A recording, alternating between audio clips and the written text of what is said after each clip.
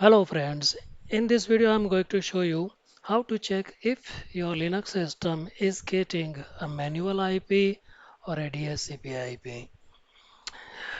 This is a console session of my CentOS Linux 8 box. I know I'm using an older version, but that's fine for this exercise.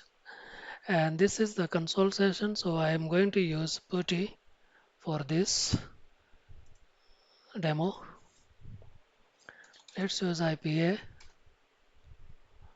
You see, this is the interface I'm using, and inet line you see here, this is the IP and it is dynamic.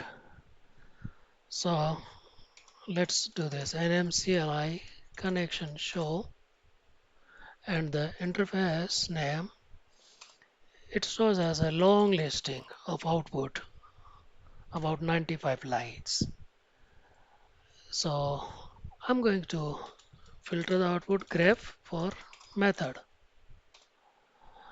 So you see IPv4 is set to auto, that means dynamic or DHCP. In my case, it is coming from my router Wi-Fi device.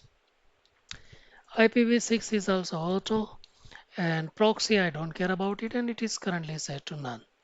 Let's hit IPA again. So what I want to do is, first thing, we have checked it is dynamic or it is static. Okay, you can also call it static as manual. Next thing, I want to use a static IP instead of this dynamic IP, because my router is bounced and it may assign a different IP to the interface. It is not guaranteed to be the same always, okay? So I'm going to use nmcli network manager commands only, and connection mode for modifications. And what modifications we want? We want to modify this interface, and IPv4 dot addresses. It is addresses, not just address, the plural form of the word address. And you give the IPv4 IP. So 192.168.1 dot. Instead of 14, I would like to use 25. And the CIDR notification, in my case, it is 24. Okay, hit enter. Next, I also want to change IPv4 dot method. We just checked that method is auto here. Okay, so we are changing the method to manual. Next thing we want to change is gateway. So in my case it is 192.168.1.1. Okay, you can always write IP route command and it will show you your default gateway. So gateway is set now, and DNS. So IPv4 dot DNS. Now I can specify multiple DNS or one DNS. So I have set up my own DNS system. So 192.168.1.20. That is the IP of my DNS server. Comma separated list 8.8.8.8. That is Google 1.1.1.1. Okay.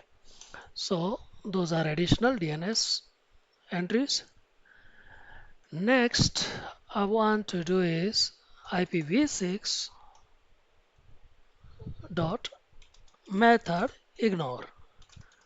Currently it is set to auto. I don't need it, so I will ignore it. Now, we want this connection to be stable whenever we restart the system or reboot the system. So we want this IP to be automatically assign to the interface. So connection is the keyword and then auto connect and value is set to yes. Now since I'm using my putty, I can bring down this connection and bring it up back, or I can just use the up command. So nmcli connection up for this interface.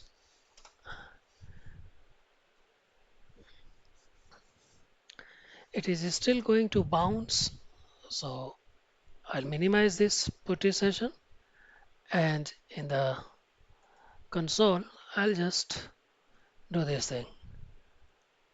Um, system CTL. Additionally, if you want, if you don't, if you don't do the NMCLI connection up, then you can just run system CTL network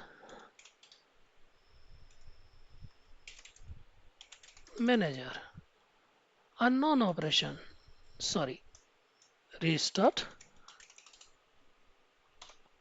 network manager.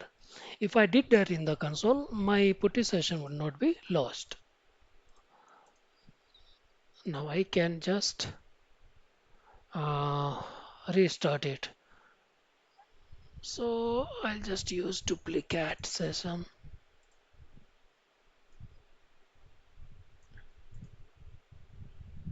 Okay, you see the problem? The previous IP was .14, which I used to log in. So that's no longer valid. Okay. So instead of duplicating the session, I will initiate a new session. 168.1.25. Accept. You see in the title bar.